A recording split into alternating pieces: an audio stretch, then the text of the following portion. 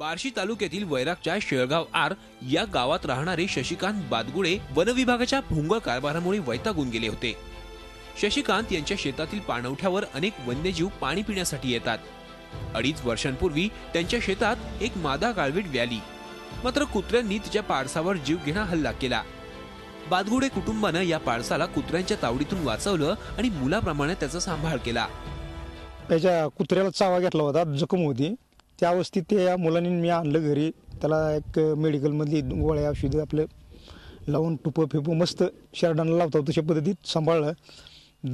दूध पाजलं त्याला 2-2.5 महिने म्हशीचं शेरडाचं बाटलीमध्ये घालून। सध्या पाणी तळ्यात कमी असते, पण त्यामुळे सगळे जास्त हरणं पाणी प्यायला येतात तिथं। पण असं आहे की कुत्रे त्यांना ताणतात, मागं लागतात आणि चावा घेतात त्यांचा, मग हे आम्हाला गवलं होतं। शशिकांत यांचं शिक्षण जेमतेम, वन्यजीवाचा सांभाळ करणं कायद्यानं गुन्हा आहे याची त्यांना कल्पनाच नव्हती। केवळ भूतदयेपोटी त्यांनी या पाडसाचा सांभाळ केला होता। मात्र काळवीट जसजसं मोठं होऊ लागलं तसतशी त्याची आक्रमकता वाढू लागली। त्यामुळे बादगुडेंनी हे काळवीट वनविभागाच्या ताब्यात देण्याचा निर्णय घेतला।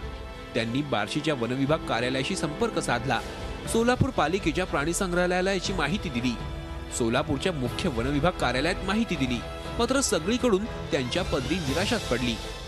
शिंग आली काळवीटाला, मोठी मोठी शिंग, लांब लांब हातात शिंग झाली, ती मारायला लहान लेकरांना बायकांना। मग आम्ही काही फॉरेस्ट अधिकाऱ्याकडे ह्याच्याकडे पळ त्याच्याकडे पळ, काय त्यांनी काय आपली दखलच घेण्यात। वनविभाग लक्ष देत नसल्यामुळे हताश झालेल्या बादगुडे यांनी अखेर झी हेल्पलाईनकडे मदत मागितली। आमच्या प्रतिनिधींनी केलं। झी हेल्पलाईनच्या टीमनं या प्रकरणाची दखल घेतल्याचं कळताच वन खात्यातील कर्मचाऱ्यांच्या पायाखालची जमीनच सरकली। त्यांनी दुसऱ्याच दिवशी काळवीट ताब्यात घेतलं।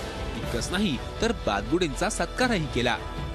पंचनामा आणि जबाब आम्ही त्याची कागदपत्रे केली आणि ते वाहन करून आम्ही आमच्या ताब्यात घेतलं। सध्या आम्ही आता नर्सरीमध्ये ठेवलेलं आहे त्याला, आणि 2 दिवसात आम्ही त्याला सोलापूरला प्राणी संग्रहालयात सोडणार आहोत। जीची विश्वासवाल्याकडे आपले टीव्ही बघता बघता मुलांनी आम्ही त्यांचा नंबर घेतला आणि डायरेक्ट त्यांना फोन केला, आणि फोन केले त्यांनी आले की लगेच कसं सांभाळलं काय समजी माहिती घेतली आमच्याकडून, आम्ही क्लिअर माहिती दिली आणि त्यांनी आपली पेपरला बातमी दिली वाटतं। लगेच ते दुसऱ्या दिवशी फॉरेस्ट अधिकारी आले, बार्शीचे घेऊन गेले, खर्चाने घेऊन गेले। काय नाही, आम्हाला चहा पाजला, मस्त सांभाळले म्हणून त्यांनी बी नटले। आणि एक नंबर जी विश्वासवाले जे आम्ही आभारी आहो आणि त्यांची ऋणी बी आहोत। सध्या हे काळवीट बार्शी वनविभाग कार्यालयात ठेवण्यात आलंय। त्याची वैद्यकीय तपासणी केल्यानंतर त्याला जंगलात सोडायचं की प्राणी संग्रहालयात याचा निर्णय घेण्यात येणार आहे। मात्र झी हेल्पलाईनमुळे एका मुक्या जनावराची सरकारी लाल फितीतून सुटका झाल्यानं बादगुडे कुटुंबियांनी झी हेल्पलाईनचे आभार मानले। काळवीटाची योग्य ठिकाणी रवानगी होणार असल्यामुळे आता बादगुडे कुटुंबियांनीही समाधान व्यक्त केलंय। संजय पवार, झी मीडिया, सोलापूर। झी 24 तास रहा एक पाऊल पुढे।